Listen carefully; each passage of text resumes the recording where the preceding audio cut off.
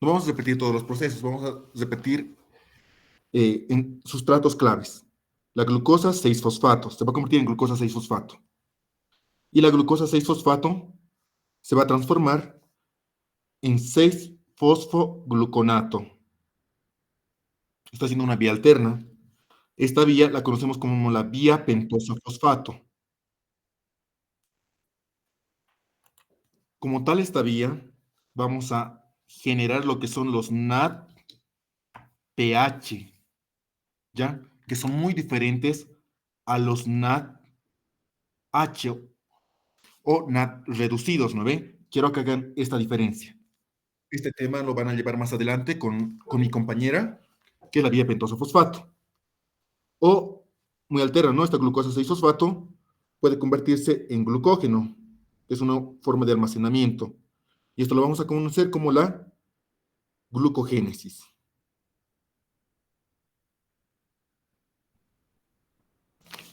Ya. Ahora, esta glucosa 6-fosfato, en la fase final de la glucólisis, se convierte en piruvato. Esto siempre que haya presencia de oxígeno. Ojo, porque en un estado anaerobio se va a convertir lo que es en el ácido láctico.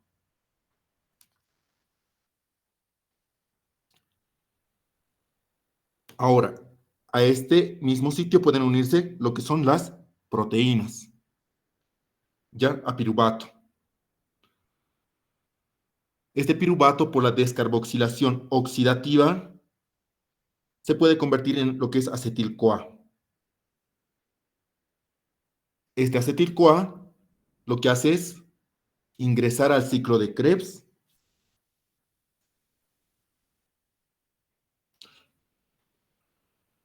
y en todos estos procesos lo que hemos generado ha sido ATP, NADs reducidos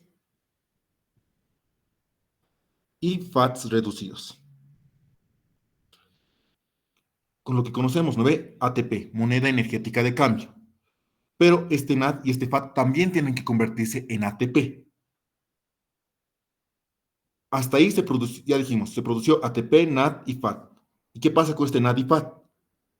Tienen que ir y continuar en la cadena transportadora de electrones. Como dice su nombre, cadena transportadora de electrones. Va a ser una cadena de complejos proteicos que, como dice su nombre, ¿no? Van a transportar electrones. Finalmente, esta cadena transportadora de electrones, llegamos a lo que es la fosforilación oxidativa, y aquí producimos ATP. ¿Ya? Dijimos, estos NAD y FAT entran a la cadena transportadora de electrones, fosforilación oxidativa, y así generamos ATP. Ahora, quiero hacer como que un repaso general de lo que es la oxidación y reducción, antes de entrar a este tema y se entienda un poco más. Lo que conocemos como redox, ¿no ve? Oxidación y reducción. ¿Qué es la oxidación? Es aquel proceso, en pocas palabras, o aquella molécula que va a ceder electrones o hidrogeniones. Y reducción va a ser aquella molécula que recibe electrones o hidrogeniones. ¿Ya? Entonces, hablamos de dos moléculas. Hablamos de lo que es el NAD, que es la nicotinamida, adenina y nucleótido. Y lo que es el FAT, flavina, adenina, dinucleótido. ¿Ya? Como tal, estas moléculas pueden encontrarse en dos estados, ya dijimos, en un estado oxidado y en un estado reducido. En un estado oxidado van a estar así, como tal, NAD y FAT. Pero estas moléculas oxidado, ¿no? Oxidación dijimos que es ceder, o sea, ya no tienen electrones ni hidrogeniones, está como NAD y FAT únicamente. Y reducción se van a encontrar como NAD reducido, así con sus hidrogeniones, y el FAT reducido. Estas dos moléculas en estados reducidos sí nos sirven para producir lo que es energía. Ya, como tal, estos NAD y FAD oxidados pueden ser aceptores de dos hidrogeniones o lo que son con dos electrones. Dos hidrogeniones y dos electrones. ¿Ya? Estos dos hidrogeniones y electrones se supone que están aquí. Es por eso que están reducidos. Dijimos, NAD y FAD oxidado se encuentra así, como tal. Ya. ¿Hasta ahí se entendió? Si no se entiende algo, me dicen ya, chicos, para aclararlos. No estoy viendo la pantalla, entonces mejor si van activando sus micrófonos y hacemos como que la clase sea más dinámica. ¿Ya? Entonces, dijimos que este tema lo vamos a dividir en dos partes. Una primera parte que va a ser la cadena transportadora de electrones y otra que va a ser la fosforilación oxidativa. La cadena transportadora de electrones. Esta cadena vamos a dividirla en cuatro complejos proteicos. 1, 2, 3 y 4. El primero también se conoce como NAD deshidrogenasa. El segundo complejo proteico se conoce como succinato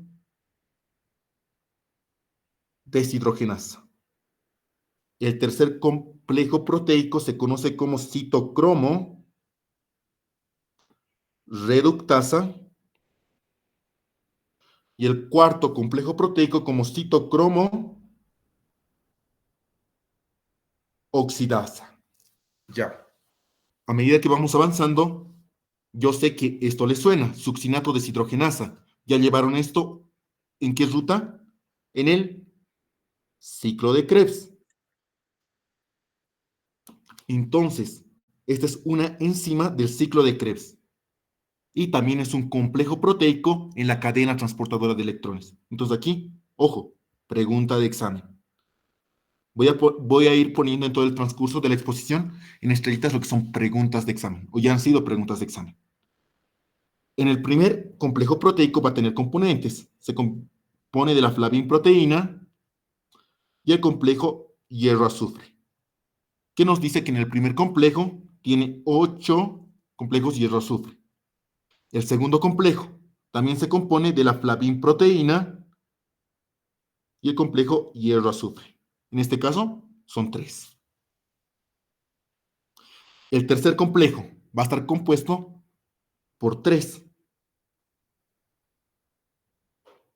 El primero va a ser el citocromo P, el segundo, el citocromo C1 y el 3, el complejo hierro-azufre, que este solo tiene 1.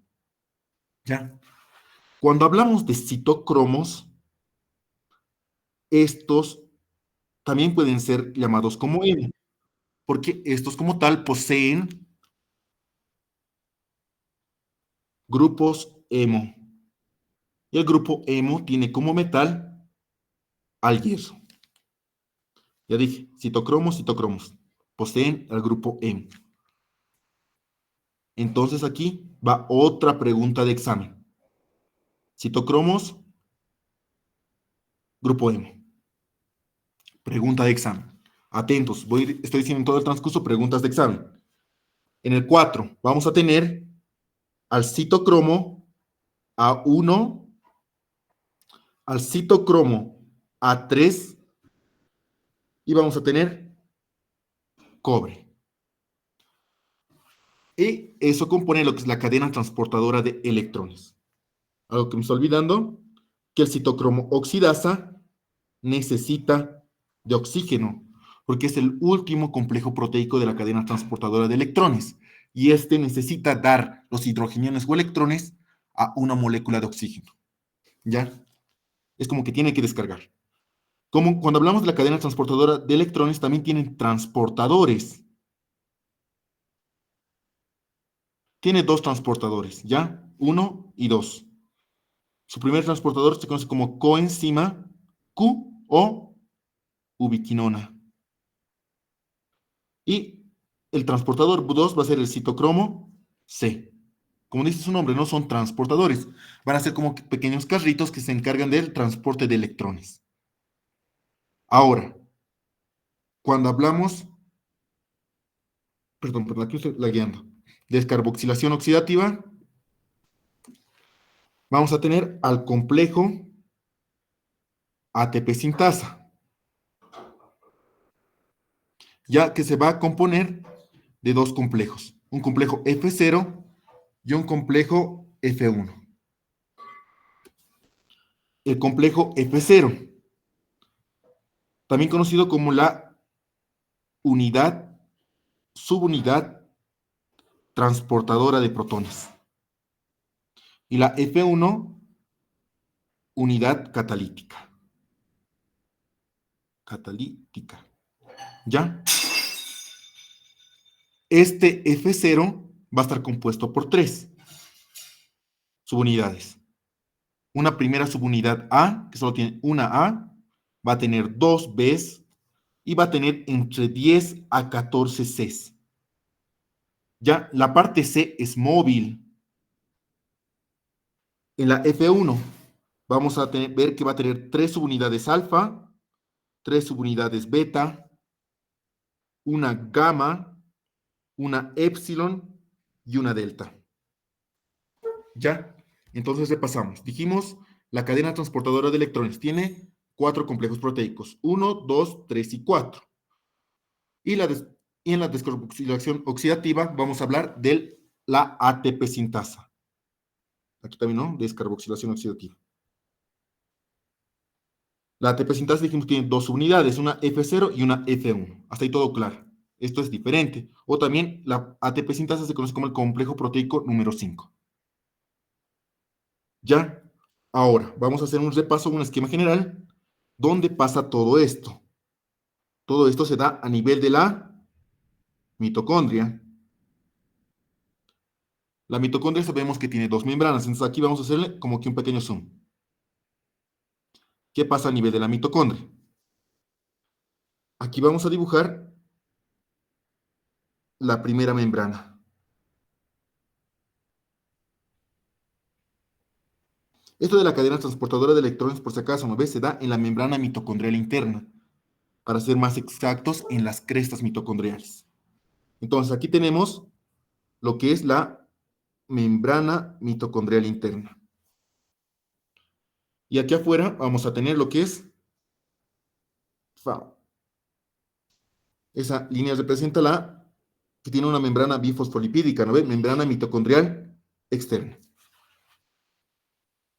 Ahora, vamos a tener aquí entre membrana y membrana al espacio intermembranoso y adentro de la membrana, que sería en esta región, la matriz mitocondrial. ¿Ya? Ahora, repasamos.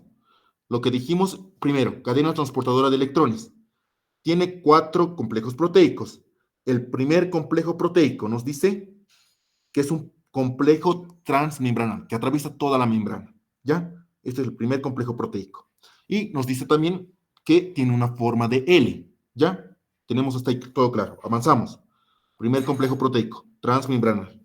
Si es transmembranal, va a servir como canal y nos va a permitir el paso de moléculas, en este caso de hidrogeniones, de la matriz mitocondrial al espacio intermembranoso. Ya va a haber un paso de hidrogeniones. El siguiente complejo es el complejo 2, pero este se encuentra en solo en un lado de la membrana. Ahí tenemos al complejo 2. Vamos avanzando. Tenemos al complejo 3, que también este es transmembranal, que atraviesa toda la membrana, entonces nos va a servir como un canal. El siguiente complejo va a ser el complejo 4, que también es transmembranal y atraviesa toda la membrana. Hasta ahí es lo que dijimos, cadena transportadora de electrones. Y lo que sigue es la descarboxilación, fosforilación oxidativa, perdón, la fosforilación oxidativa. Ya en la fosforilación oxidativa vamos a tener a la ATP sintasa. Esta ATP sintasa va a tener dos complejos proteicos. Un complejo proteico F0, que va a tener una forma de tambor,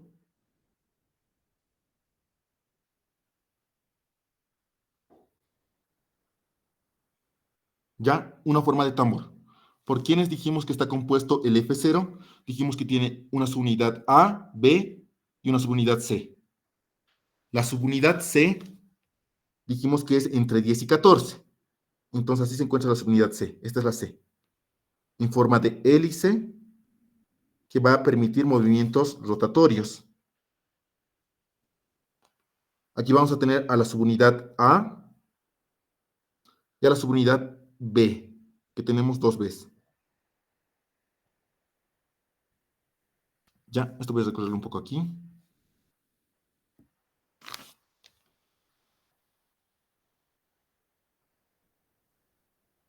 Ya. Uy, ¿qué pasó? Aquí tenemos a la B. Ahora, tenemos a la subunidad F1, que está compuesto por tres alfas, un delta, epsilon y gamma. El gamma, este es el epsilon, el que se va a permitir la unión de la subunidad C con la subunidad gamma, que va a ser como un pequeño tallo. Esta es la gamma.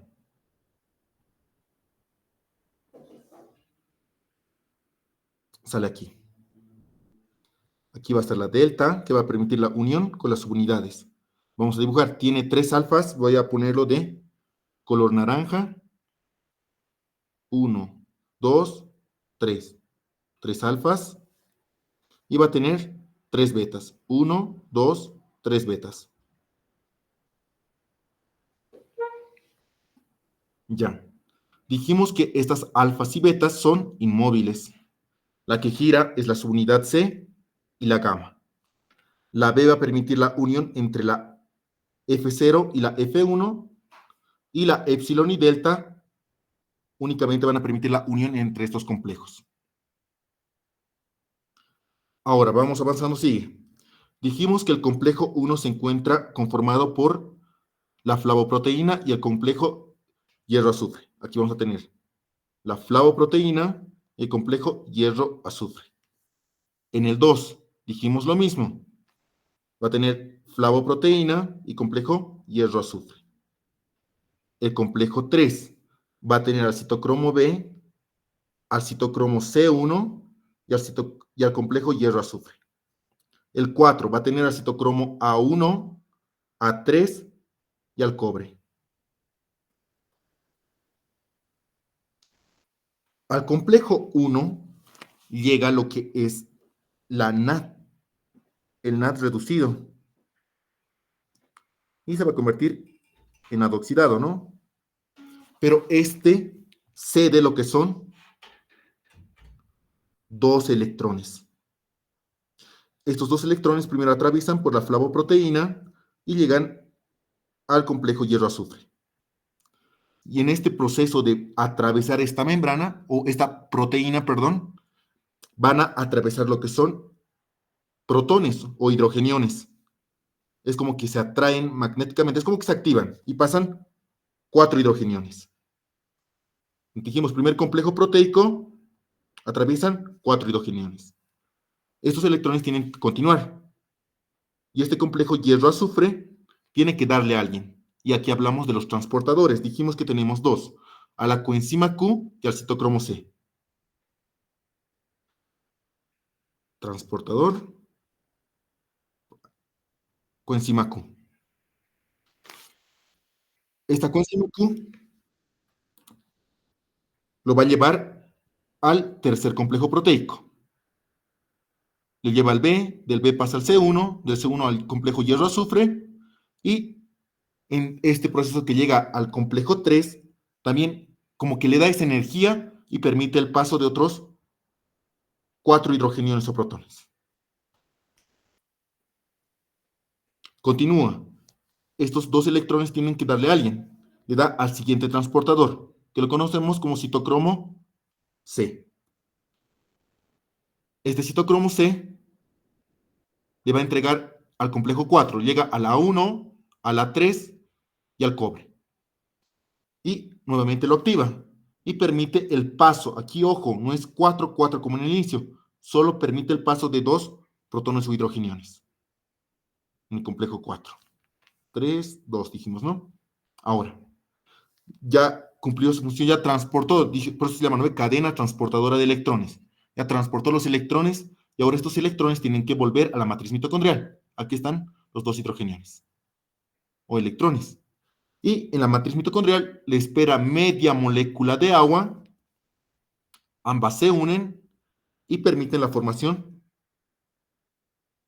del agua metabólica. Entonces nos estamos dando cuenta que es muy importante la respiración. Ya, ahora nos dimos cuenta de algo, que en el espacio intermembranoso aumentamos lo que es la concentración de hidrogeniones. Hay hartos hidrogeniones. Ahora estos hidrogeniones tienen que volver a lo que es a la matriz mitocondrial. Tienen que volver aquí. Entonces estos hidrogeniones vienen al complejo ATP sintasa y atraviesan mediante el complejo A. Pero en este proceso de atravesar, van a darle como que ese impulso mecánico y van a permitir que gire el complejo F0. Va a girar la C. Y al mismo tiempo que gira la C, va a permitir el giro de la subunidad gamma y va a permitir la formación de ATP. Esta subunidad F1 va a formar ATP. Ahora, quiero que hagamos aquí un zoom y vamos a ver qué está pasando a nivel de la subunidad F1. Les dije, vamos a dibujar aquí algo que se parece a un trébol. Este tallito va a ser la subunidad gamma y vamos a dibujar aquí el trébol. Aquí está como que el tallito. Pam, pam, pam. Va a estar compuesto, dijimos, por 3 alfas. Alfa, alfa y alfa. Y 3 betas. Beta, beta y beta. Y va a tener como que 3 estados. El primer estado voy a ponerlo de color rosa, que es L de relajado.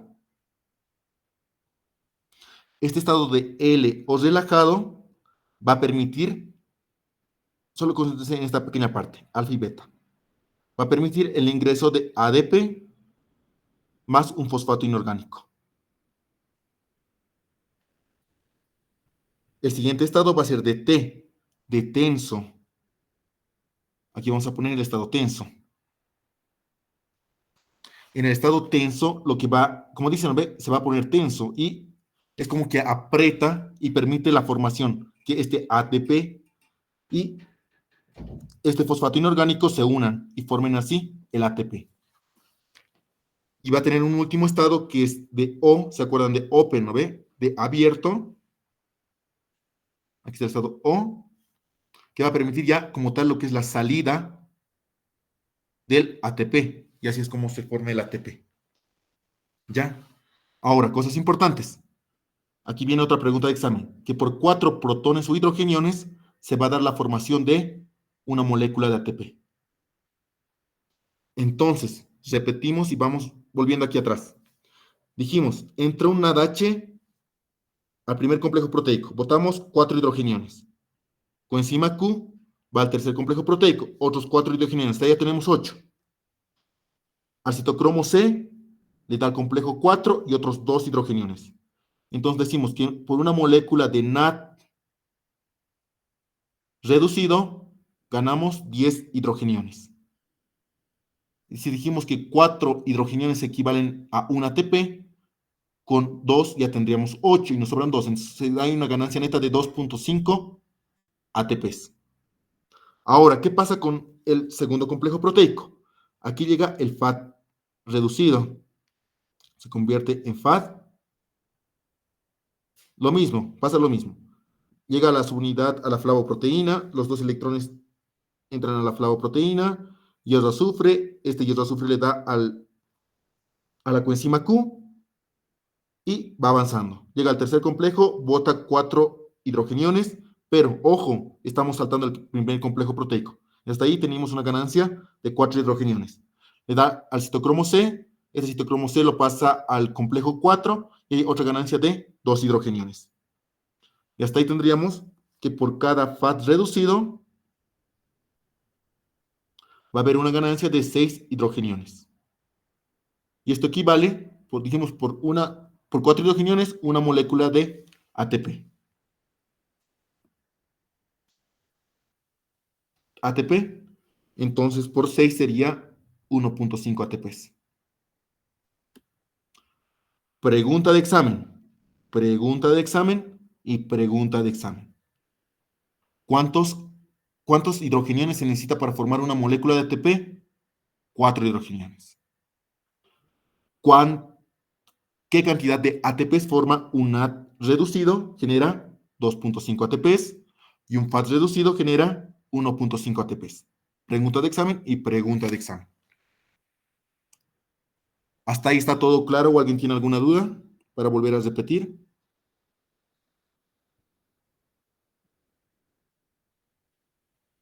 Ya, Sí, está claro. ya. Entonces continuamos. Nos vamos a lo que son inhibidores.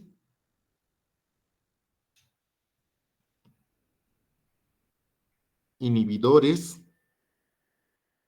de la cadena transportadora de electrones. Y también vamos a tener de la fosforilación oxidativa, ¿no ve? En la cadena transportadora de electrones hablamos de 4 complejos proteicos. 1, 2, 3 y 4. En el complejo 1 se va a dar la inhibición sobre la NADH deshidrogenasa.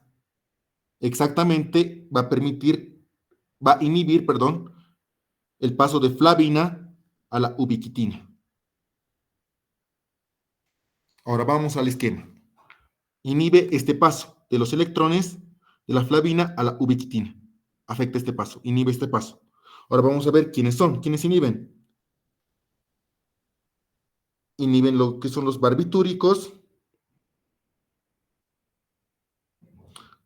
Un ejemplo, el amobarbital.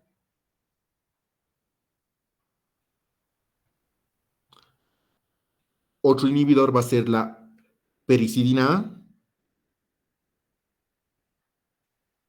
y la rotenona. En el complejo 2 vamos a tener como inhibidor al malonato. En el complejo 3 se va a dar la inhibición a nivel del citocromo B al C1, se da este nivel. Vamos al complejo 3, del B al C1, se va a dar a este nivel la inhibición. ¿Quiénes inhiben a este nivel? La antimicina A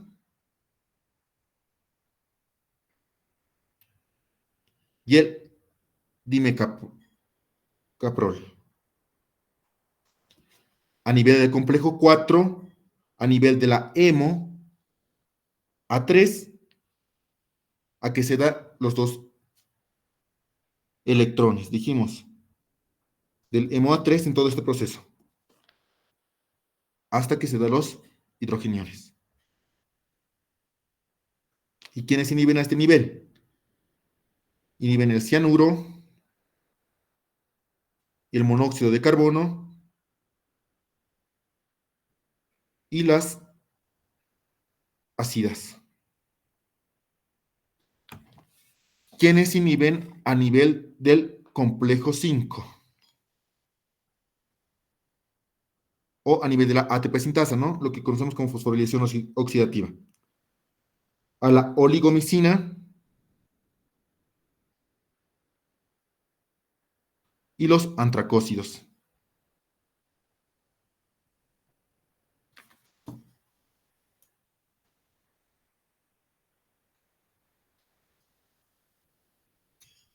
Ahora vamos a completar con lo que son los desacopladores de la cadena transportadora de electrones.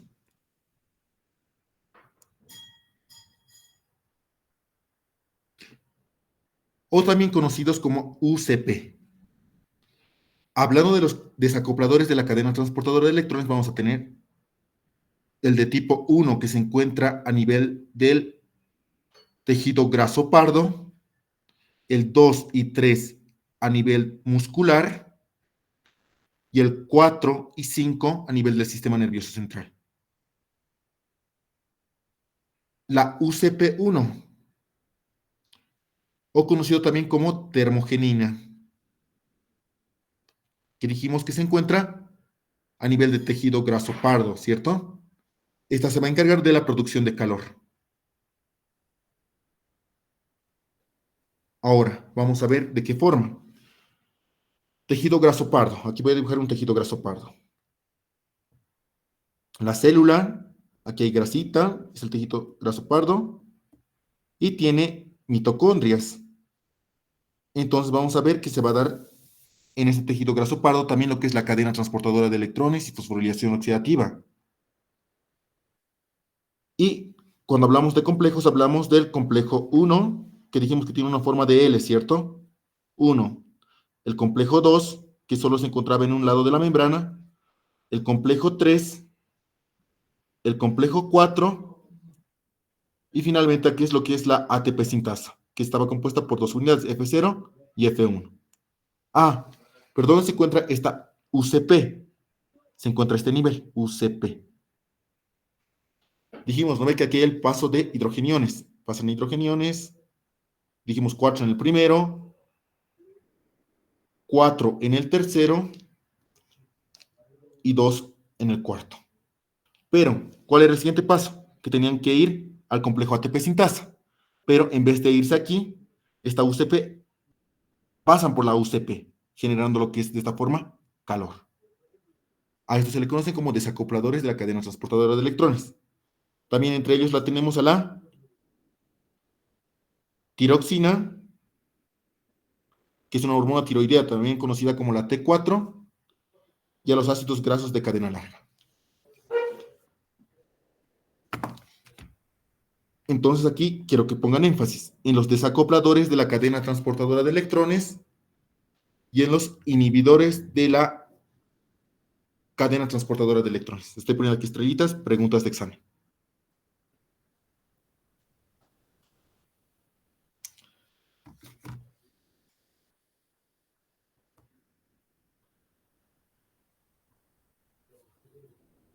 Ahora, hay otra forma.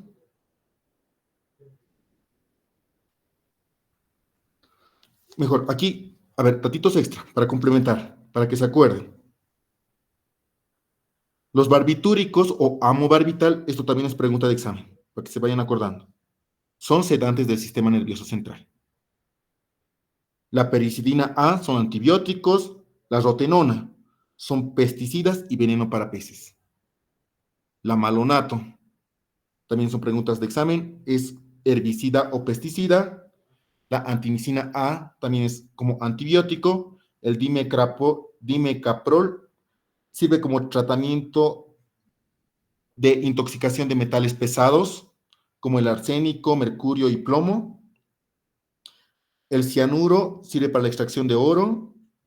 El monóxido de carbono, ya dijimos, es un gas que se produce de la combustión. El ácido sulfídrico. Las acidas que se usan en explosivos. ¿Ya? Ahora, aquí hablamos de la termogenina, uno, en desacopladores. Estos desacopladores se conocen como desacopladores de tipo, vamos a clasificarlos en dos. Uno, los de tipo fisiológico, que dijimos, ¿no? La UCP o termogenina, que va a permitir la producción de calor. La tiroxina y los ácidos grasos de cadena larga. Y vamos a tener en una segunda clasificación a los no fisiológicos. ¿Cuáles son estos? La 2.4 dinitrofenol, en altas dosis la aspirina y el dinitrocresol.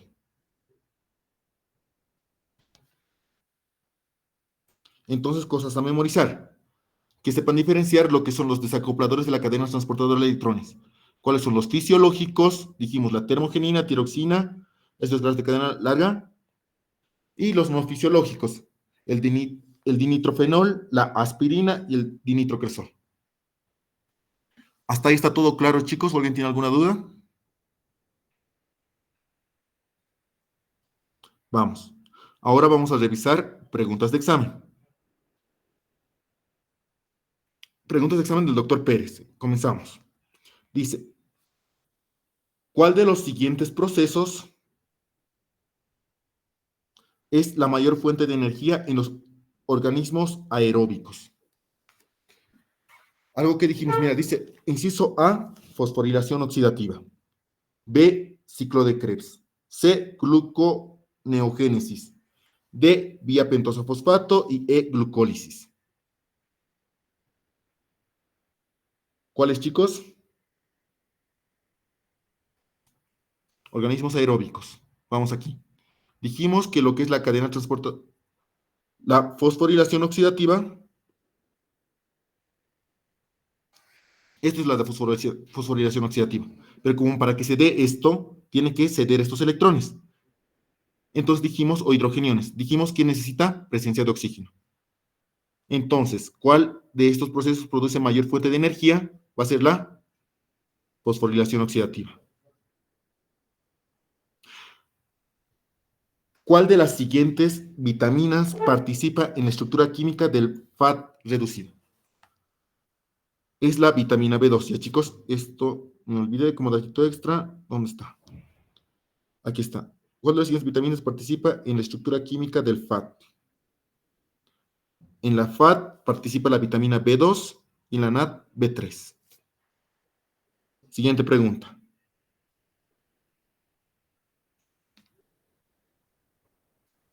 ¿Cuál de los siguientes grupos prostéticos de la enzima citocromo oxidasa? ¿Cuál era el complejo citocromo oxidasa? Vamos aquí. Dijimos citocromo oxidasa, es el complejo 4. Y nos dice la pregunta, perdón. ¿Cuál de los siguientes grupos prostéticos, cuál de los siguientes es el grupo prostético de la enzima citocromo oxidasa? Dijimos que el citocromo, aquí hay el citocromo A1, A3 y el cobre. Los citocromos es lo mismo que decir, les dije el grupo hemo. Entonces vamos a la pregunta. ¿Cuál de los siguientes es el grupo prostético de la enzima citocromo oxidasa? El calcio, nada que ver. Magnesio tampoco. Coenzima A no, ninguno no, es el hemo. 11. Por cada NAD reducido que ingresa a la cadena respiratoria se produce, dijimos, aquí está, NAD reducido. Les dije preguntas de examen. Por cada NAD reducido producimos 2.5 ATPs y por cada FAS reducido producimos 1.5 ATPs. Y para formar un ATP necesitamos 4 hidrogeniones. Entonces, para cada NAD necesitamos 2.5 ATPs, inciso C. Les dije, pregunta 12. El amobarbital inhibe la cadena respiratoria a nivel de complejo 5, 4, 3, 2, 1. Amobarbital. Vamos a la parte de inhibidores. Aquí está. Complejo 1. Inhibidores de la cadena de transporte de electrones. Barbitúricos o amobarbital. Es un inhibidor del complejo 1. Complejo 1. Repasamos. ¿Cuáles dijimos que eran inhibidores del complejo 1? Barbitúricos, pericidina A y la rotenona.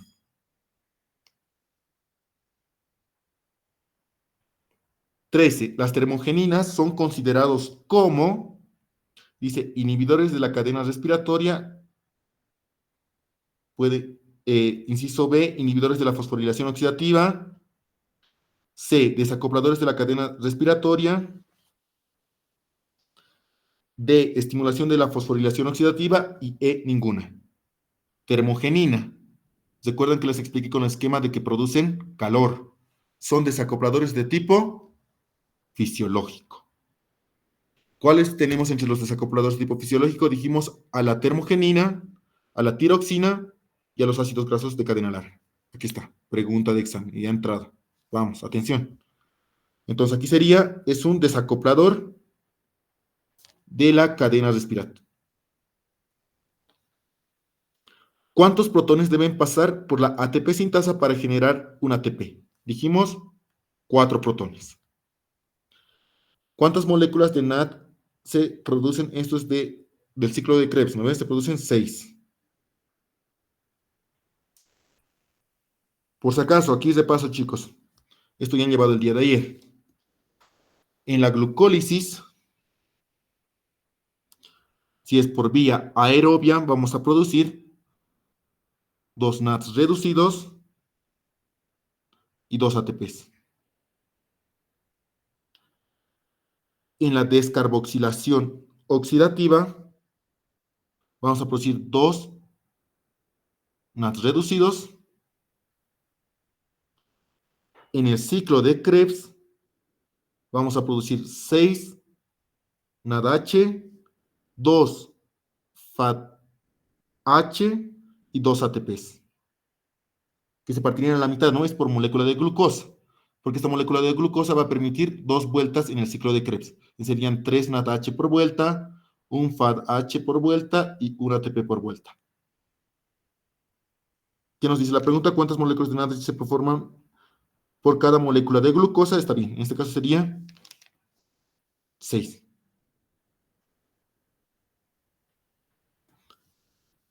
Por si acaso, dijimos cada NADH equivale a 2.5 ATPs. Serían 5 ATPs de 2 FADH.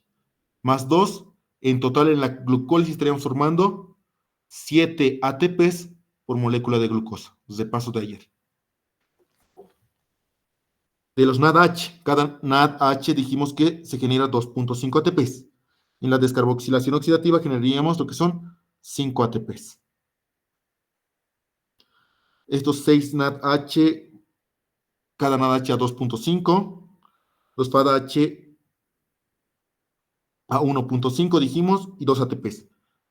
Aquí se va a generar 20 ATPs por molécula de glucosa y 10 ATPs por vuelta en el ciclo de Krebs, que una molécula de glucosa permite 2 vueltas, dijimos, o 10 ATPs por molécula de acetil-CoA.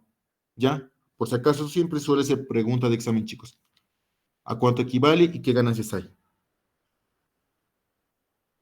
Y en total se va a dar una ganancia de 30 a 32 ATPs por molécula de glucosa. Vamos adelante. Pregunta número 25. Dice, ¿cómo se llama la enzima encargada de producir FADH en el ciclo de Krebs? Es la succinato deshidrogenasa. ¿Por qué puse esta pregunta? Porque dije que en los complejos proteicos de la cadena transportadora de electrones, aquí está, succinato deshidrogenasa, pregunta de examen, que también es el complejo 2 en la cadena transportadora de electrones. La succinato deshidrogenasa es el complejo 2 en la cadena transportadora de electrones. Y también es la enzima encargada de producir el único FADH en el ciclo de Krebs, por si acaso. Ojo. Pregunta número 27. ¿Cuántos ATPs se forman a nivel del ciclo de Krebs por cada molécula de glucosa? Dijimos que por cada molécula, aquí está la tablita, o el esquemita. Por cada molécula de glucosa en el ciclo de Krebs producimos 20 ATPs, glucosa. Y una molécula de glucosa va a permitir 2 vueltas en el ciclo de Krebs, sería 10. Entonces aquí nos dice por molécula de glucosa. La respuesta sería 20 ATPs. Pasamos, preguntas del doctor Casión. Dice, ¿en qué lugar de las mitocondrias actúa la aspirina? ¿Qué es la aspirina? Dijimos que es un desacoplador de la cadena transportadora de electrones. Pero está de otra forma, no ve formulada la pregunta. Dice, ¿dónde actúa? Cadena transportadora de electrones. Se encuentra a nivel de la membrana mitocondrial interna. Eso pondremos ubicaciones aquí. Ya dijimos, todo lo que la cadena transportadora de electrones se va a dar a nivel de la membrana mitocondrial interna. La glucólisis se da a nivel del citoplasma. La descarboxilación oxidativa se va a dar en la matriz mitocondrial. El ciclo de Krebs también se da en la matriz mitocondrial. La cadena transportadora de electrones se va a dar a nivel de la membrana mitocondrial interna. Entra como pregunta de examen. Las ubicaciones. Ya tendríamos esta. 8 dice, el desacoplamiento de la cadena respiratoria con la fosforilación oxidativa resulta en, aquí, desacoplamiento de la cadena respiratoria con la fosforilación oxidativa resulta en mayor síntesis de ATP, nada que ver, son desacopladores. Menor consumo de oxígeno, nada que ver, ninguno, todo. Dijimos que los desacopladores, o conocidos como UCP, en este caso el 1, ¿no ve? Dimos el ejemplo de la termogenina. Dijimos que es para mayor producción de calor. Dice, ¿cuántos ATPs se sintetizan a partir de una molécula de NAD reducido? Aquí, como respuesta está 3, pero la respuesta correcta es 2.5 ATPs. 24. ¿Cuántos ATP se sintetizan a partir de una molécula de FAT reducido? 2 moléculas de ATP. La respuesta correcta sería 1.5 ATPs. Indica qué compuestos pueden ingresar al ciclo de Krebs. Ya dijimos, ¿no ve? Al ciclo de Krebs mediante, aquí pusimos un esquemita general. Al ciclo de Krebs pueden ingresar proteínas, hidratos de carbono, pueden ingresar lípidos, el acetil-CoA, va referido a ese esquema general. Aquí está, acetil-CoA, lípidos, proteínas, aquí dice el alcohol, hidratos de carbono. 35. ¿Cuántos NADH se produce por una vuelta en el ciclo de Krebs? En total, en el ciclo de Krebs dijimos que se ganan 6. Pero por vuelta, es por una vuelta, se generan 3. Inciso C. Y, doctor Cuevas, encontré 2 preguntitas. Aquí están poquitas. Un desacoplador natural de la fosforilación oxidativa es natural o fisiológico. ¿No ve? Dijimos que habían 3, ¿recuerdan? Aquí está. Fisiológicos, la termogenina, tiroxina y ácidos grasos de cadena larga. Esta pregunta de examen igual. Sería la termogenina. Nada que ver la glucogenina, la ubiquitina, proteasoma, nada. 10.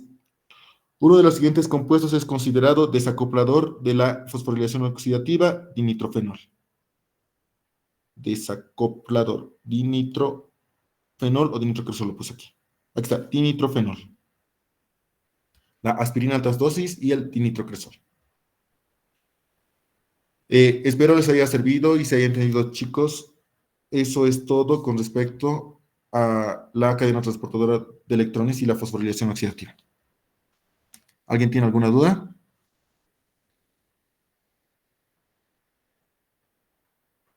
Creo que no. Voy a dar paso a mi compañera. Alex, ¿estás ahí? Sí, sí. Dale, dejo de compartir. Ya. Chicos, buenas noches. Antes que todo, quería preguntarles si es que quieren 5 minutitos de descanso o ya de una vez pasamos al tema que nos toca, que es la vía de las pentosas fosfatos. Ustedes díganme.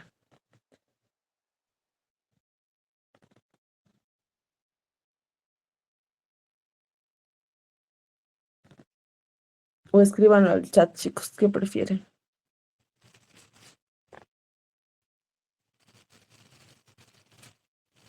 La vía pentosa fosfato, la glucosa 6-fosfato, la fructosa 6-fosfato y el gliceraldehído 3-fosfato. Y vamos a ir viendo por qué.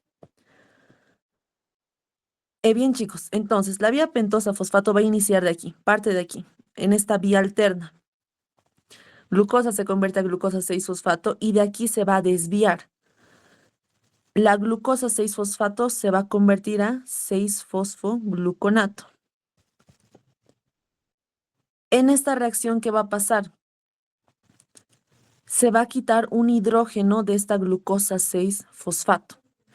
Entonces, los que estuvieron ayer en la clase de ciclo de Krebs, su auxiliar les decía que cuando hay estos procesos de quitar o colocar hidrógenos. ¿Cómo se llama la enzima, chicos? Pueden escribirlo en el chat porque estoy viendo el chat.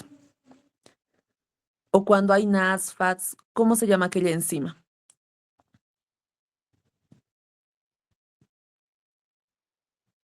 Exacto, chicos, bien. Deshidrogenasa. Entonces aquí actúa una enzima, que es la deshidrogenasa. Pero hay un montón de enzimas deshidrogenasas. Exactamente cómo se llamará esta enzima. ¿Deshidrogenasa qué? Tiene el nombre del sustrato que le antecede al producto. Entonces se va a llamar en el chat, muchachos.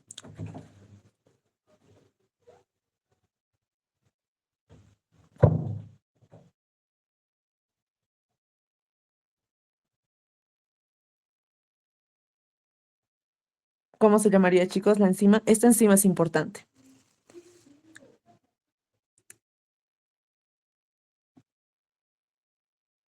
Ya, va a ser la glucosa 6-fosfato deshidrogenasa. Es una deshidrogenasa y lleva el nombre de el sustrato, glucosa 6-fosfato. ¿Por qué es importante, chicos? Porque esta va a ser la enzima limitante o reguladora. Han debido ver que en la glucólisis hay enzimas reguladoras, en el ciclo de Krebs hay enzimas reguladoras y todas las vías tienen esas enzimas limitantes o reguladoras, ¿ya? En este caso de la vía pentosa fosfato es la glucosa 6-fosfato deshidrogenasa. Entonces, la glucosa 6-fosfato, chicos, libera un hidrógeno para convertirse a 6-fosfogluconato. Pero ¿quién recibe ese hidrógeno? Y justamente va a ser el NAT. Entonces, aquí actúa el NAT fosfato. Va a recibir ese hidrógeno convirtiéndose en NAT fosfato reducido. Es muy importante, chicos, las reacciones de oxidación y reducción, porque lo van a ver en todas las vías. Entonces es importante que entiendan qué es oxidación y qué es reducción. Y más que todo se refiere a al hecho de que se acepta electrones o se quita electrones. Ya en este caso, acepta electrones y se convierte en AdPH, una forma reducida. Ahora recordemos, chicos, en la cadena de electrones, ustedes vieron de que se producen NADHs, son NADs. Estos sirven para formar ATP. ¿Pero qué se está produciendo aquí? NADPH. No es lo mismo que el NADH. Bien, entonces esto de aquí no nos sirve para formar ATP. Por la vía pentosa fosfato no formamos ATP, no formamos energía. ¿Qué formamos? NADPH. ¿Y qué es el NADPH? Es un poder reductor. Es un agente reductor. ¿Y para qué nosotros queremos este poder reductor? Dos cosas importantes, chicos. Síntesis de ácidos grasos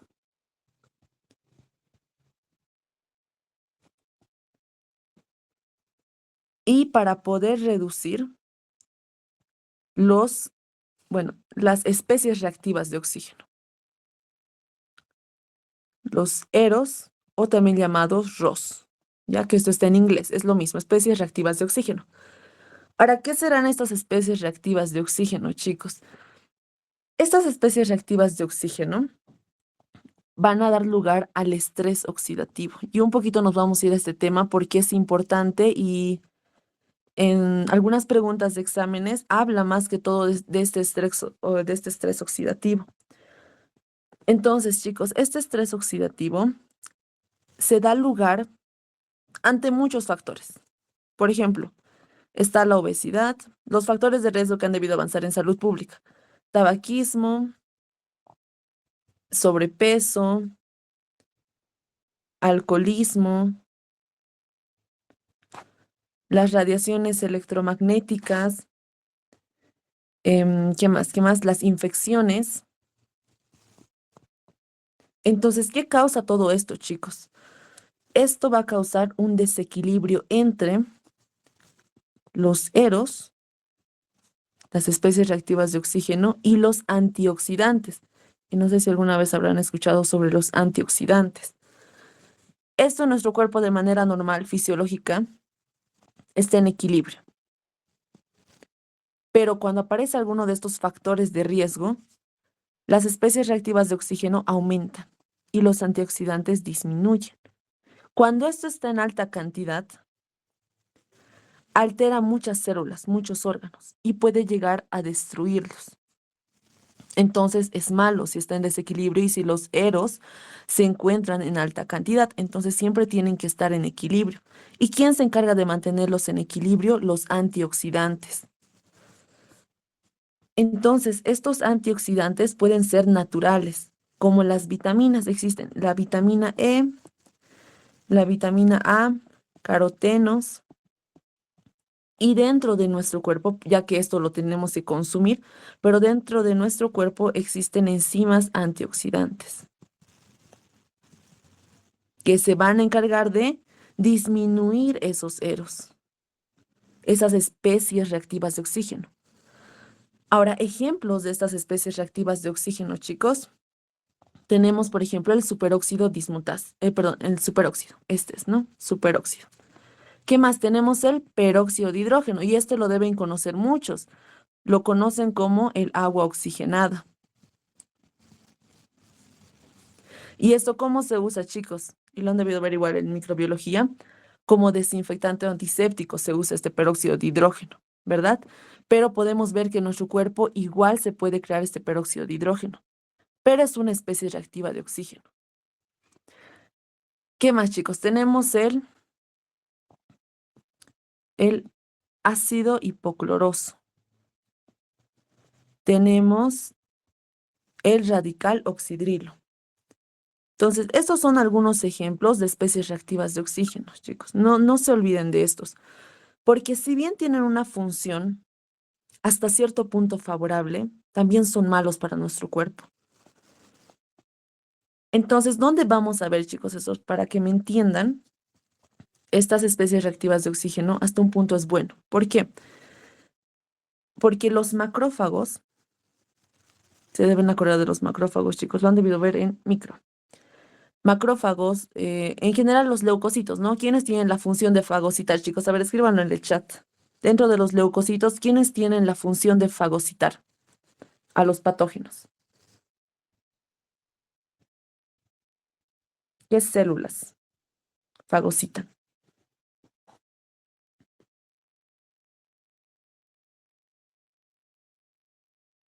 Exacto, bien, chicos, bien, súper. Neutrófilos y macrófagos, esas dos células. Pero, a ver, cuando fagocitan, la bacteria ingresa dentro del macrófago y se forma el fagosoma. Este se une con el lisosoma y forma el fagolisosoma. Hasta ahí ya lo tenemos. Ahora está en un fagolisosoma. Pero ¿cómo se va a destruir este patógeno? ¿Cómo creen? ¿Mediante qué mecanismo? Y es justamente donde actúan las especies reactivas de oxígeno. ¿Qué pasa con el macrófago? El macrófago o el neutrófilo va a haber un momento en el que va a consumir demasiado oxígeno. Entonces el oxígeno va a ingresar, oxígeno. Y este oxígeno, así como lo ven el oxígeno molecular, es inofensivo. Pero cuando consume mucho, el macrófago está solicitando de mucho oxígeno, se reúne mucho oxígeno dentro de este macrófago. ¿Y qué pasa? El oxígeno molecular resulta que ya no va a ser bueno porque hay mucho oxígeno molecular. Entonces, en este oxígeno molecular va a actuar una enzima que es la NAT oxidasa. Y esta NAT oxidasa va a hacer de que este oxígeno molecular se convierta en un anión superóxido. Primera especie reactiva de oxígeno.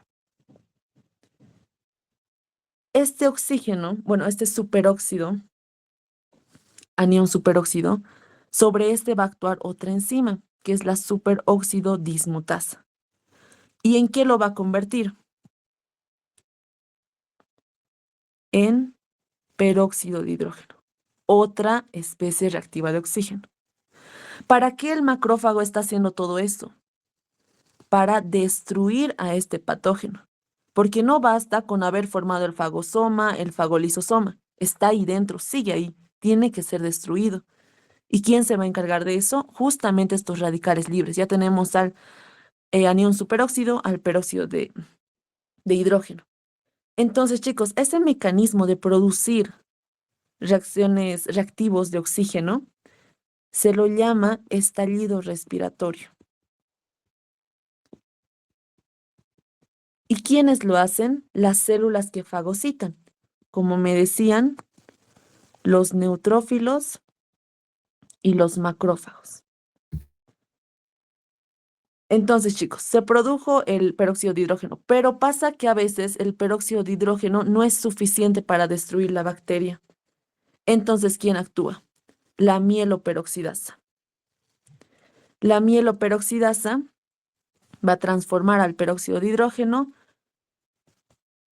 en ácido hipocloroso.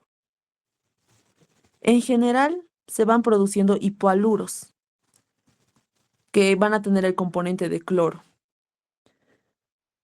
también como las cloroaminas. Y en sí, todo lo que estamos viendo aquí, chicos, son especies reactivas de oxígeno. ¿Cuál es su función? Destruir a la bacteria, ¿sí? Entonces, chicos, si estas especies reactivas de oxígeno tienen la función de destruir a la bacteria, al patógeno, ¿qué creen que puede hacer con nuestras células? Si se encuentran en mayor cantidad y no hay nadie que las equilibre o que reduzca su cantidad después de destruir a la bacteria, puede llegar a destruir nuestras células. Entonces ese punto ya no es bueno. Entonces, lo bueno es que destruye la bacteria. Lo malo es que si está en alta cantidad va a destruir nuestras células. Entonces, estallido respiratorio es bueno, ¿sí? Dentro de los macrófagos y neutrófilos. Pero cuando se produce el estrés oxidativo ante estos factores que ya vimos, obesidad, infecciones, etcétera, se producen los radicales, bueno, esas especies reactivas de oxígeno, ¿no? Entonces es como cuando nosotros entramos en estrés, ¿verdad? Las personas entramos en estrés cuando tenemos mucha tarea, cuando tenemos exámenes, cuando estamos con muchas preocupaciones, ¿verdad? Estamos estresados.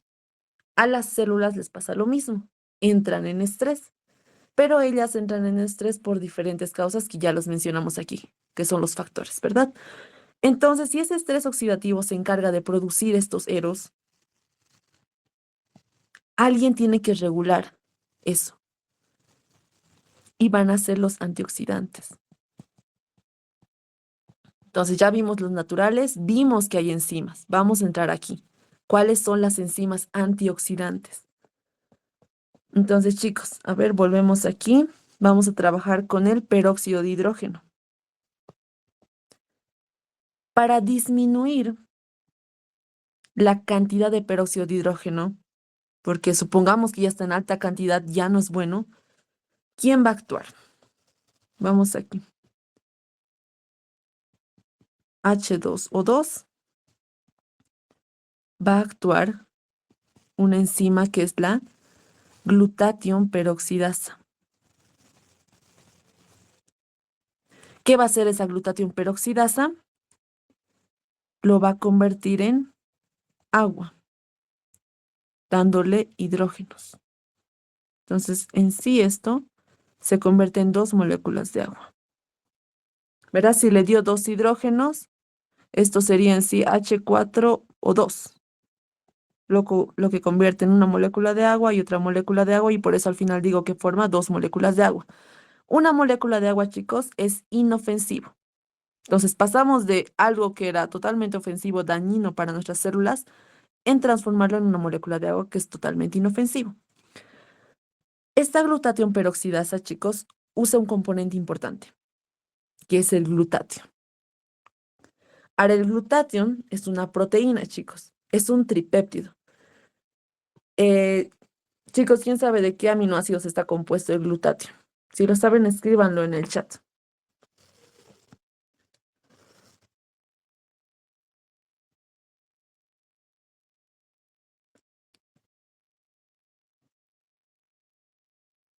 EKG, exacto, chicos.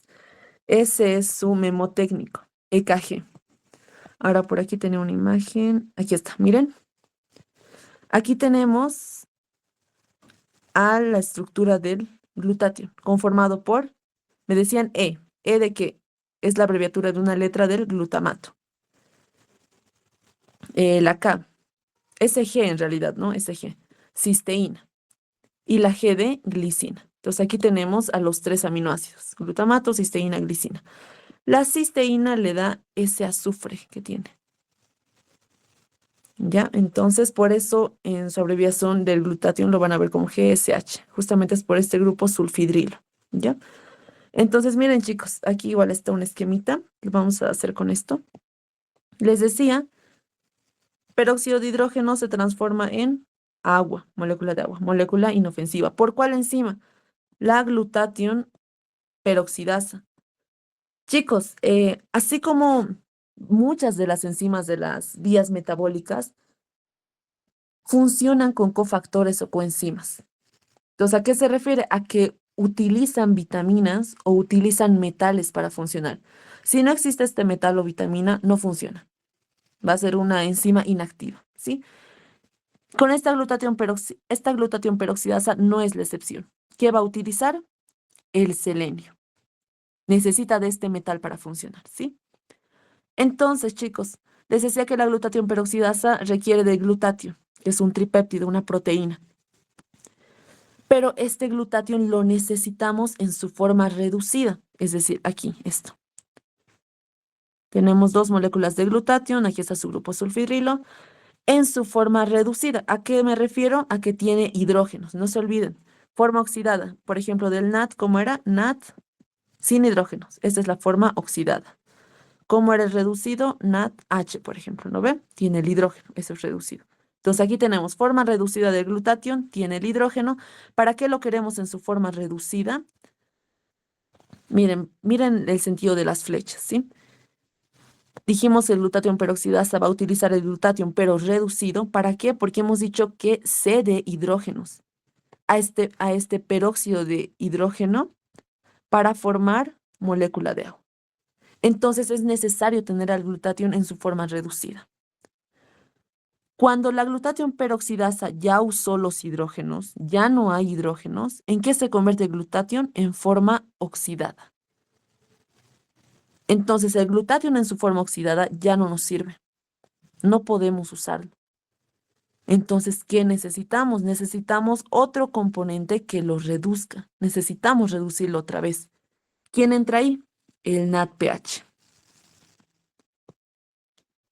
Entonces, miren chicos, NADPH, como les mencionaba, ¿no? Una de las funciones de la vía pentosa fosfato es producir NADPH. No es NADH. No se confundan con eso. Es NADPH, tiene un grupo fosfato. ¿Qué hace este NADPH? Cede sus hidrógenos a esta forma oxidada de glutatión. Al ceder sus hidrógenos, este glutatión recibe y se convierte en reducido. Entonces, ¿cómo deja el NADPH que estaba reducido? Lo deja en su forma oxidada. NAD, fosfato, oxidado. Entonces, chicos, como ven, es como una cadena. Cada uno se necesita, ¿ya?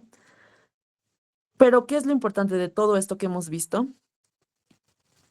Quería que entiendan para qué sirve este NADPH, chicos. Ya les he mostrado, bueno, les acabo de mostrar ahora cómo sirve como antioxidante este NADPH, ¿no? Es un poder reductor. Su forma reducida sirve para que al final la glutatión peroxidasa lo use para formar el peróxido de hidrógeno en agua, una molécula inofensiva, ¿bien? Entonces, volvemos aquí y listo. Aquí está. Entonces, NADPH. Poder reductor, ya hemos visto para qué se usa. Y ahora les decía que también se usa en la síntesis de ácidos grasos. Por aquí tenía otro esquemita. Aquí está, chicos. Este tema de ácidos grasos lo van a ver en el tercer rote. Lo van a entender mucho mejor ahí. Espero que no se olviden de esto que les voy a decir acerca de la vía pentosa fosfato porque tiene relación. La síntesis, bueno, nuestro cuerpo puede sintetizar ácidos grasos, pero ¿a partir de qué? Recuerden que de la glucólisis el producto final es el piruvato. El piruvato se va a convertir en acetil-CoA. Y ese acetil-CoA es el que puede dar lugar a la producción de ácidos grasos. Y un ácido graso va a ser el ácido palmítico. de 16 carbonos. No se olviden de estos, chicos, porque es importante igual para el tema de ácidos grasos en el tercer lote, ¿ya? Entonces, nuestro cuerpo puede producir ácidos grasos. El primero que produce es el ácido palmítico y de aquí puede partir a formar otros ácidos grasos que van a tener diferente cantidad de carbonos, ¿ya? ¿Qué es lo importante? Les he dicho que el NADPH sirve para la síntesis de ácidos grasos. ¿Dónde está? Miren, chicos, aquí está. Un NADPH, no es NADH, es NADPH, tiene grupo fosfato. Y aquí está otro NADPH. Entonces ya hemos visto, y espero que se haya entendido, chicos, ¿para qué nos sirve este NADPH? Nos sirve como poder reductor para reducir las especies reactivas de oxígeno y para la síntesis de ácidos grasos. Bien. Entonces, bien, volvemos a la vía, chicos, volvemos, no nos perdamos. Glucosa 6-fosfato se convirtió en 6-fosfogluconato por la enzima glucosa 6-fosfato deshidrogenasa, que es la enzima limitante. Y este 6-fosfogluconato va a convertirse en ribulosa 5-fosfato. Y aquí nuevamente va a crear un NADPH reducido. Entonces, en la vía pentosa fosfato se producen dos NADPHs. Chicos, hasta esta parte de ribulosa 5-fosfato se lo considera como la fase oxidativa. Y ya vimos cuál es la función, crear poderes reductores y nos sirve para la síntesis de ácidos grasos. Importante que esta fase oxidativa tiene reacciones irreversibles, es decir, van a un solo sentido, no pueden volver. Seguimos. Ribulosa 5-fosfato puede convertirse en ribosa 5-fosfato. Ribosa 5-fosfato nos va a dar lugar ¿a qué? A la síntesis de nucleótidos. Y recordemos, chicos, ¿qué eran estos nucleótidos? Son la unidad básica de los ácidos nucleicos. ¿Y cómo se forman estos nucleótidos? Tenemos la base nitrogenada, tenemos una pentosa y los grupos fosfato. Esto es un nucleótido conformado por base nitrogenada, pentosa que puede ser ribosa, que puede ser desoxirribosa, dependiendo de qué, si es que vamos a crear DNA o RNA. Las bases nitrogenadas, recordemos que pueden ser de tipo pirimidinas o purinas. Bien, entonces la ribosa 5-fosfato nos sirve para eso. Síntesis de nucleótidos. Para al final formar RNA, DNA. Ácidos nucleicos. ¿Y para qué queremos ácidos nucleicos? Para la división celular, mitosis. Muchas de nuestras células están en constante división celular. Entonces se requiere de esta vía pentosa fosfato. Es por eso, chicos, que esta vía pentosa fosfato es constante. No se detiene, ¿sí? Se está produciendo constantemente. Pero, ¿qué pasa? Como se está produciendo constantemente, hay un momento en que la célula no es que se esté multiplicando cada día, ¿no? Cada uno tiene su tiempo. Ejemplo, el eritrocito tiene un tiempo de vida de 120 días, ¿verdad?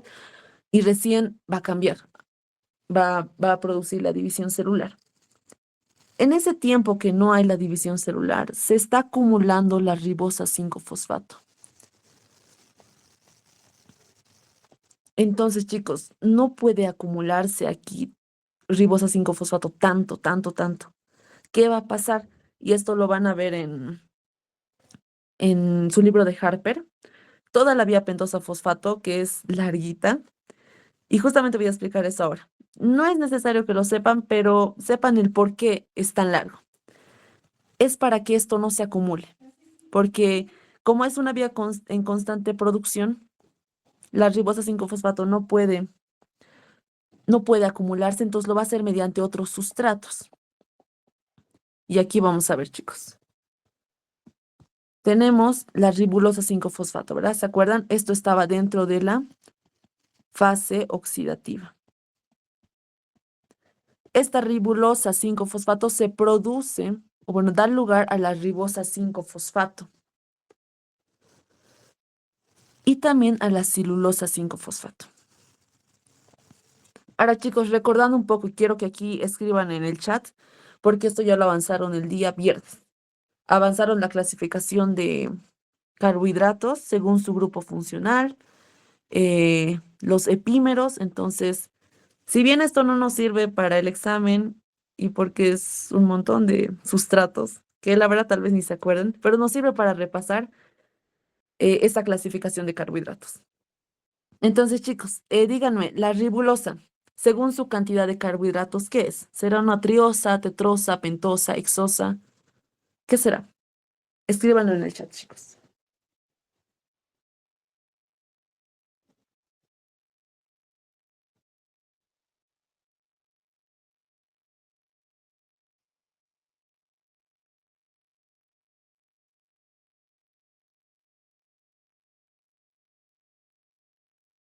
Bien, súper, súper. Pentosa, muy bien. ¿Y la ribosa?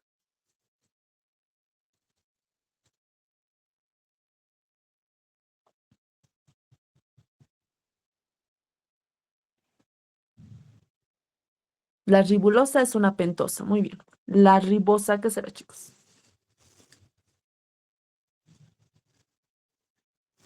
Una pentosa también. Bien, chicos. Ambas son pentosas. ¿Cuál es la diferencia entre la ribulosa y la ribosa? Todo esto, chicos, ya se les explicó el viernes, así que estamos recapitulando, nos sirve para repasar. ¿Cuál es la diferencia entre la ribulosa y la ribosa?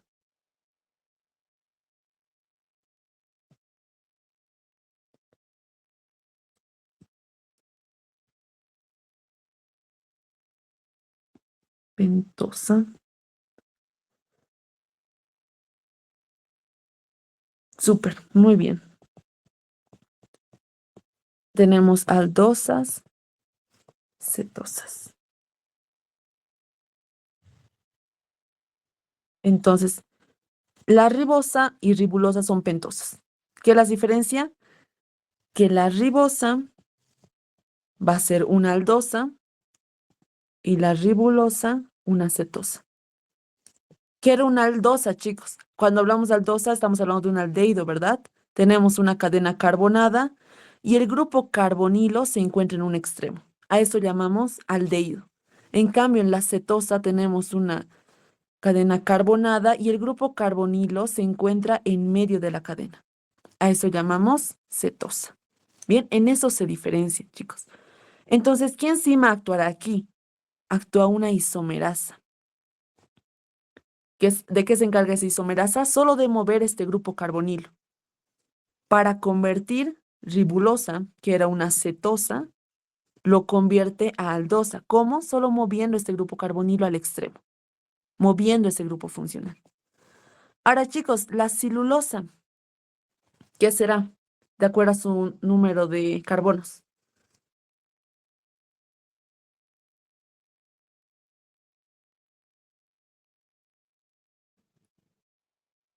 ¿Qué será la celulosa, muchachos?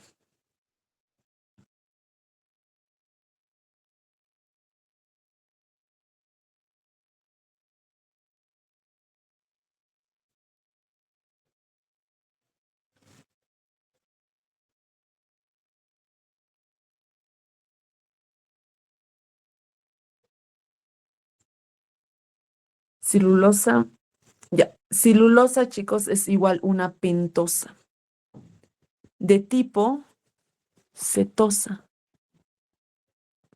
¿Cuál es la diferencia entre las dos? Y aquí hablamos de epímeros. Tenemos la cadena carbonada y recuerden, por ejemplo, aquí tenemos un hidrógeno, al otro lado oxidrilo. ¿Qué pasaba con la otra cadena carbonada? ¿En qué se diferenciaba? En que ahora a este lado estaba el oxidrilo y a este lado el hidrógeno. Esto era un epímero. Solo variaba la ubicación de este oxidrilo, que en un lado se va a encontrar al lado derecho, al otro lado izquierdo. El hidrógeno lo mismo. Solo variaba en eso, lo demás era igual. Entonces, chicos, si hablamos aquí de epímeros, ¿qué enzima actuará? para convertir la ribulosa a celulosa. Actúa la epimerasa. Bien, entonces chicos, les decía que la ribosa 5-fosfato no puede acumularse. Entonces se va a convertir en otro sustrato, la pseudoeptulosa. La pseudoeptulosa, chicos, es una cetosa, y esto igual ya lo vieron, pseudoeptulosa. ¿De cuántos carbonos, chicos? Díganme, ¿de cuántos carbonos es la pseudoeptulosa? Muy bien, exacto. 7 carbonos. Entonces se convierte en este sustrato y se va a acumular ahora esta ribosa 5-fosfato a través de este sustrato. Y la celulosa 5-fosfato se va a acumular mediante gliceraldehído 3-fosfato. Entonces, chicos, en sí, ¿cómo se va acumulando? Es como una forma de almacenamiento, forma de depósito de la ribosa 5-fosfato.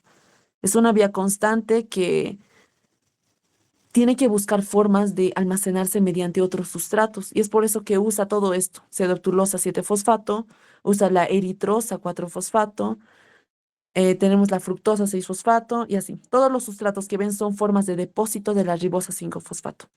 Chicos, la eritrosa, según su número de carbonos, ¿qué es?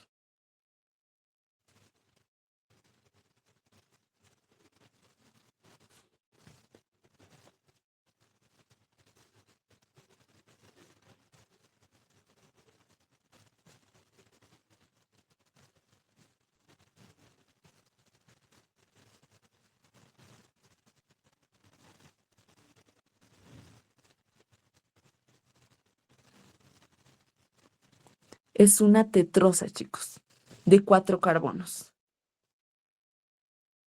¿De qué tipo? Aldosa. Entonces vamos completando, ¿ven esta tablita?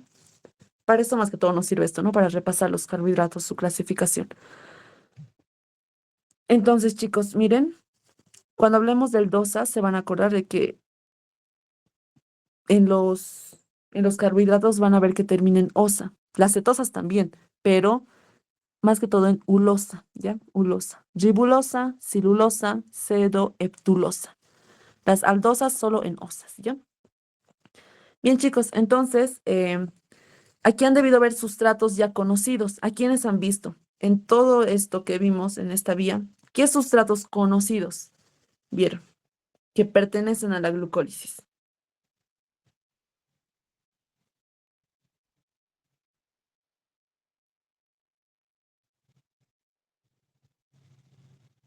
¿Algún sustrato conocido, chicos?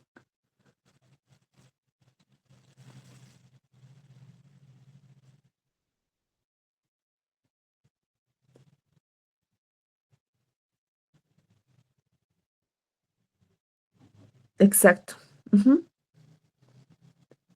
Justamente por eso en un inicio les decía, vamos a repasar un poquito de la glucólisis. Miren, aquí está. Esto es lo que les decía, glucosa 6-fosfato, afructosa 6-fosfato, afructosa 1,6-bifosfato, se divide en dos vías al gliceraldehído 3-fosfato y dihidroxiacetona. Y se lo subrayé en amarillo. ¿Por qué? Porque la vía pentosa fosfato, mediante este gliceraldehído 3-fosfato y fructosa 6-fosfato, puede volver a la glucólisis. Entonces, no se olviden eso. ¿Cómo vuelve a la glucólisis? ¿Cómo se vuelve a conectar a la glucólisis? Mediante la fructosa 6-fosfato y gliceraldehído 3-fosfato. Bien,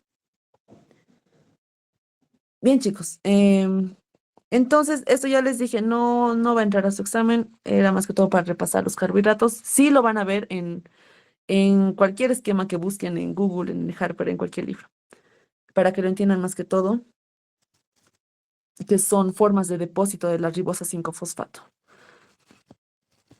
Ahora, un pequeño resumen de eso. A ver, aquí está. Aquí, chicos. Miren, volvamos a verlo para que no se les olvide. Glucosa 6-fosfato pasa 6-fosfogluconato, por por la enzima glucosa 6-fosfato deshidrogenasa y este 6-fosfogluconato se convierte a ribosa 5-fosfato. Esa es la fase oxidativa. Ribulosa 5-fosfato se convierte a ribosa 5-fosfato y este va a la síntesis de nucleótidos. Evadiendo todos los otros sustratos que vimos, para hacerlo muy sencillo el esquema, la ribosa 5-fosfato puede volver a la glucólisis mediante dos sustratos, mediante dos metabolitos intermediarios de la glucólisis. Esta es la fructosa 6-fosfato y el gliceraldehído 3-fosfato. ¿Mediante qué enzima? La transcetolasa. ¿Qué es lo importante de esta transcetolasa? Y que igual sabe ser pregunta de examen, chicos. Transcetolasa es, como les decía, toda enzima usa una coenzima o cofactor, es decir, un metal o una vitamina para funcionar. Lo mismo pasa con la transcetolasa, que usa la vitamina B1. Sí, importante, no se olviden de eso. Chicos, la glutatión peroxidasa, ¿qué usaba? ¿Un cofactor o una coenzima? ¿Y cuál era? En el chat, chicos. Escríbanlo. La glutatión peroxidasa.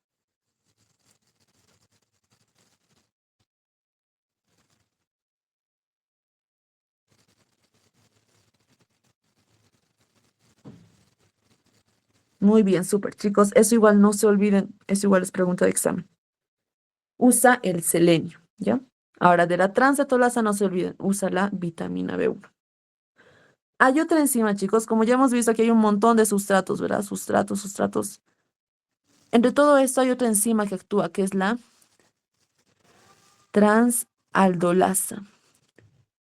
No se van a confundir con esa transcetolasa, ¿sí? Esta transaldolasa no usa vitamina B1, no la usa. En cambio, la transcetolasa sí. Bien, chicos, entonces,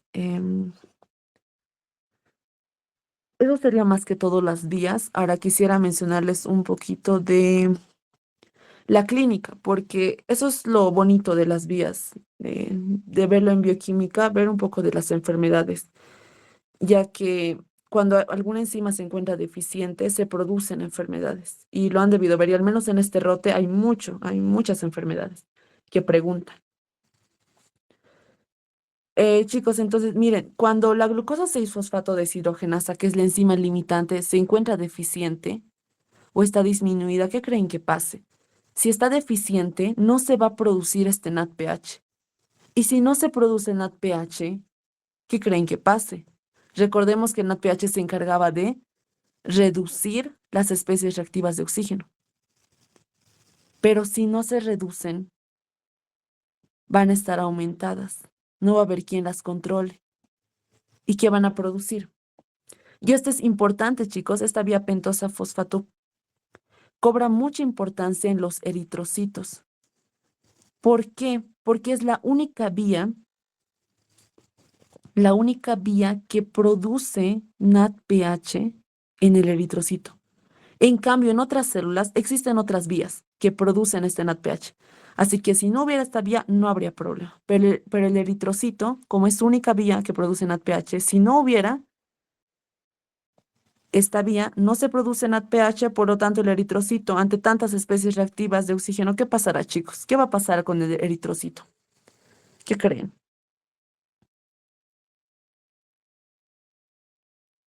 Si ya hemos dicho que alta cantidad de especies reactivas de oxígeno son malas, pueden destruir a las células. Entonces lo que se va a dar exactamente lisis, pero en los eritrocitos va a ser una hemólisis, destrucción del glóbulo rojo, lo que puede dar lugar a una anemia hemolítica. Entonces, chicos, si está habiendo una destrucción de los glóbulos rojos, ¿qué, qué síntomas tendrá en la persona, en el paciente? Se está destruyendo los glóbulos rojos, entonces, ¿qué pasará? ¿Qué creen? ¿Qué síntomas? Tres cosas principalmente. Va a haber un aumento de bilirrubina indirecta. no sé si ya vieron la vía metabólica de la degradación de eritrocitos. Es muy interesante y van a entender mucho mejor esto de la bilirrubina indirecta, pero aumenta por la degradación de esos eritrocitos. Y si aumenta la bilirrubina indirecta, nos va a dar ictericia, que es la coloración amarillenta de la piel. ¿Qué más nos puede dar coluria? Que significa la orina de color oscuro. Y esto debido a la eliminación de hemoglobina por la orina. Y todo esto debido a que, chicos, a que el eritrocito se está destruyendo. Entonces, ante tanta destrucción, hay un aumento de bilirrubina. Ese aumento de bilirrubina causa la coloración amarillenta de la piel y la eliminación excesiva de hemoglobina por la orina produciendo coluria. Eso respecto a la clínica, chicos, puede producir anemia hemolítica. Ahora, hay algo, digamos que bueno, si es que la persona tiene deficiencia en esta glucosa 6-fosfato deshidrogenasa. Pero esto en el caso más que todo en la región de África, porque se dice que actúa como un factor protector contra la malaria. Y esto creo que aún no lo han visto, en Parásito lo van a ver. Em, Van a ver la malaria que es producida por un parásito que es el Plasmodium falciparum. Se dice que actúa como protector. ¿Por qué? Porque este Plasmodium falciparum, como cualquier otro ser vivo, necesita de alimentos. Pero específicamente este Plasmodium necesita de la glucosa 6-fosfato deshidrogenasa. Es como su comida favorita. Pero si no hay su comida favorita, entonces pues el Plasmodium va a morir. Entonces por eso actúa como factor protector. Si es que esta enzima se encuentra deficiente, el Plasmodium falciparum no va a tener alimento, por lo tanto, no va a poder atacar. No los va a atacar con frecuencia, entonces eso los protege, ¿no? Hasta cierto punto, entonces, actuaría como un factor protector. Respecto a la glucosa, 6-fosfato deshidrogenasa, entonces ya hemos visto, ¿no? Anemia hemolítica y puede servir como factor protector contra la malaria. Ahora, chicos, última parte de esto, de la vitamina B1, chicos. Actuaba como em, coenzima de la transcetolasa. Cuando esto se encuentra deficiente, y esto, no sé, hay algunos que creo que ya están avanzando vitaminas, pero esto se suele llevar en, si no me equivoco, tercer o cuarto rote, ¿ya? Pero para que se acuerden, la vitamina B1 puede estar deficiente. Cuando está deficiente, ¿qué va a causar? Dos enfermedades importantes, el beriberi y el síndrome de Wernicke-Korsakoff. Importante, chicos. Beriberi existen de dos tipos, húmedo y seco, que en sí se va a caracterizar de alteraciones neurológicas y cardiológicas. En el caso del húmedo, chicos, ¿cómo va a venir la persona, el paciente? Va a venir con dificultad respiratoria. Le va a costar mucho realizar actividades, va a tener palpitaciones, aumento de la frecuencia cardíaca y se va a cansar rápidamente. Y en la radiografía que vamos a ver, cardiomegalia, aumento del tamaño del corazón. Entonces es más que todo aquí alteraciones cardiológicas. En cambio, en el beriberi seco, ¿qué va a haber? Debilitamiento de los músculos. La persona no va a poder ponerse de pie cuando esté de cuclillas, le va a ser muy difícil. Entonces va a haber debilidad muscular y también alteración de la sensibilidad. Entonces, ¿quién se encarga de esa función motora y función sensitiva? El sistema nervioso. Entonces aquí más que todo va a haber alteraciones neurológicas. En este síndrome de Wernicke-Korsakoff, chicos, em, esto más que todo se da ante el alcoholismo. Ya cuando una persona bebe mucho alcohol, se da este síndrome. Y justamente ese alto consumo de alcohol hace de que la vitamina B1 no se absorba bien y por eso hay una deficiencia de la vitamina B1. Entonces, la primera forma, lo que se produce primero es esta encefalopatía de Wernicke, que es la forma aguda. ¿A qué me refiero con forma aguda? A que es lo primero que se produce de manera más rápida. ¿Y de qué se va a caracterizar? De haber confusión mental, de haber alteración en la marcha, en la forma de caminar, a lo que se llama ataxia. y va a haber alteraciones oculares. Y aquí va a estar como el nistagmo, que son los movimientos oculares anormales, o la oftalmoplegia. Y esta es la forma crónica. Es lo que se da ya con el tiempo. Este es el síndrome de Korsakoff. ¿Ya? Y aquí es cuando ya pierde la memoria. Hay más alteraciones mentales y entra más que todo en una demencia y pérdida de la memoria. Bien, chicos, a ver. Ya, sí. Entonces, hasta ahí, chicos, el tema. Vamos a ver algunas preguntas. Ahora sí, aquí, chicos, les digo, este tema no entra mucho en su examen, pero se debieron dar cuenta de que sí es importante, porque se relaciona con muchas cosas. Y esto de la glucosa 6-fosfato deshidrogenasa y la parte clínica sí es importante. Ese poder reductor que se produce igual es importante, justamente porque se encarga de reducir las especies reactivas de oxígeno. Y esas especies reactivas de oxígeno lo van, si bien los doctores no lo van a mencionar mucho, pero es algo que se ve en toda infección, en toda enfermedad. Siempre están involucrados esas especies reactivas de oxígeno.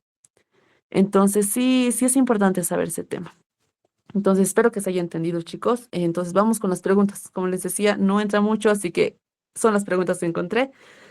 Y bien, entonces vamos. ¿A través de qué compuestos se une la vía pentosa fosfato con la glucólisis? Chicos, ustedes manden mensaje de cuál creen que será la respuesta. ¿A través de qué compuestos se une la vía pentosa fosfato con la glucólisis? Inciso E. Perfecto. Gliceraldehído 3-fosfato y fructosa 6-fosfato. Entonces recuerden, ¿no? Aquí está. Fructosa 6-fosfato, gliceraldehído 3-fosfato. Muy bien. Siguiente, para la síntesis de ácidos nucleicos, ¿de dónde proviene la ribosa 5-fosfato? Para la síntesis de ácidos nucleicos. Exacto. Recuerden, vía pentosa fosfato. En sí tendría tres funciones, ¿verdad? Síntesis de ácidos grasos, reducción de las especies reactivas de oxígeno y la síntesis de nucleótidos. ¿Para producir qué? Ácidos nucleicos. Siguiente. ¿Cuáles son los equivalentes de reducción generados en el shunt pentosa fosfato? ¿Cuáles son los equivalentes de reducción? ¿Se acuerdan que les dije de ese poder reductor? ¿Cuál es ese poder reductor que se produce en esta vía pentosa fosfato?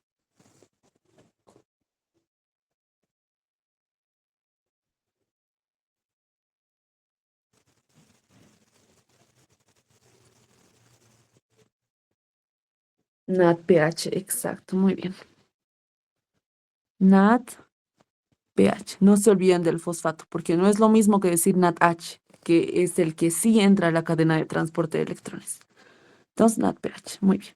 Siguiente, la siguiente reacción cataliza la reacción de peróxido de hidrógeno a 2 moléculas de agua más oxígeno. Entonces dice peróxido de hidrógeno a 2 moléculas de agua más oxígeno. ¿Cuál será, chicos? ¿Qué enzima cataliza la reacción de peróxido de hidrógeno a 2 moléculas de agua más oxígeno?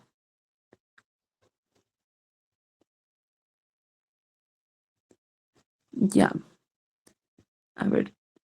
La glutatión peroxidasa sí cataliza, o sea, sí usa como sustrato al peróxido de hidrógeno, pero lo convierte en 2 moléculas de agua. Y ya.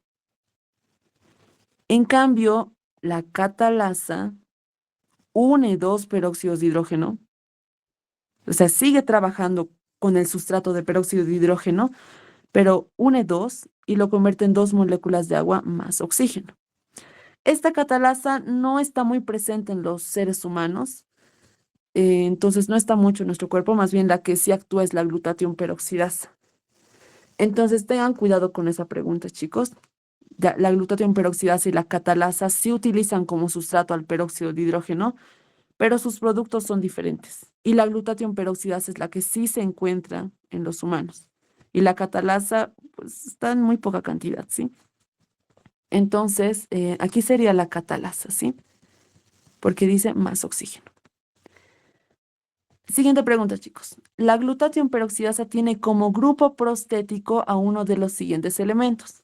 ¿Cuál es el grupo prostético de la glutatión peroxidasa?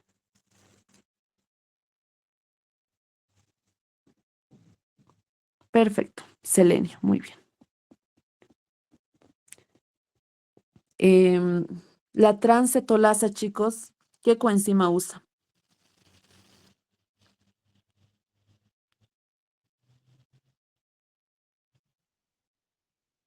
B1, muy bien. Chicos, uno nomás está contestando. No duerman los demás, por favor. Ya estamos terminando. Ya, última pregunta, chicos. Las especies reactivas de oxígeno también se abrevian como especies reactivas de oxígeno. ¿Cómo también se abrevian? ROS. Muy bien. Ya, chicos, últimas preguntas que yo voy a hacer. Respondan, por favor, los demás. Solo Rodrigo está respondiendo. Ya. Díganme, chicos, cuáles son las tres principales funciones de la vía pentosa fosfato. Pueden usar si quieren su micrófono también.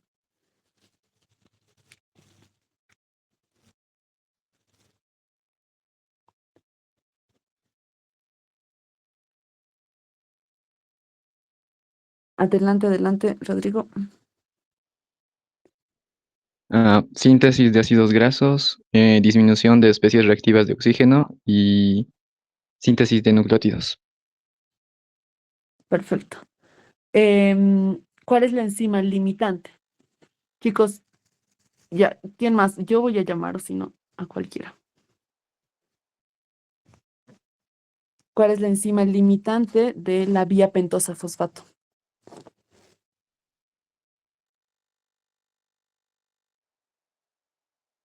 Dale, Alex. Es la glucosa 6-fosfato deshidrogenasa. Súper, muy bien. ¿Qué pasa cuando está deficiente la glucosa 6-fosfato deshidrogenasa? Hemólisis. Perfecto, muy bien, hemólisis. ¿Cuántas fases tiene la vía pentosa fosfato y cuáles son?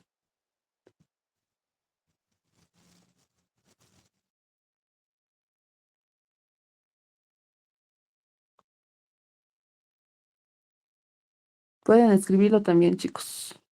Con micrófono o pueden escribirlo. ¿Cuántas fases tiene la vía pentosa fosfato y cuáles son?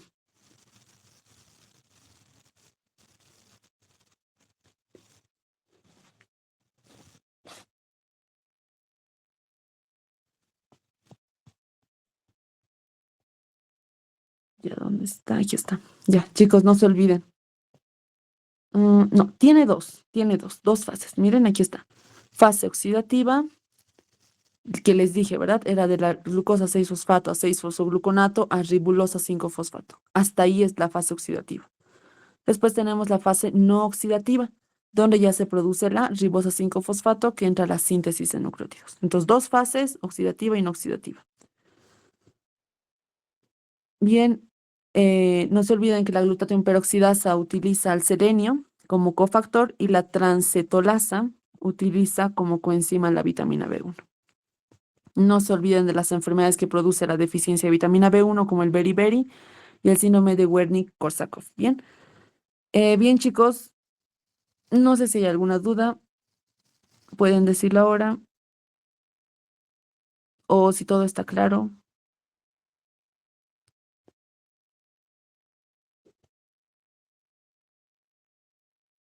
Mm, mm, mm. Ya, bien chicos, entonces como no hay dudas, hasta ahí sería el tema de la vía pentosa fosfato, espero se haya entendido. Y bueno chicos, pueden ir a descansar y hasta otra oportunidad será. Perdón, Alex, que te corte. Dime. Chicos, se les envía del formulario de la asistencia para que se les otorgue certificados.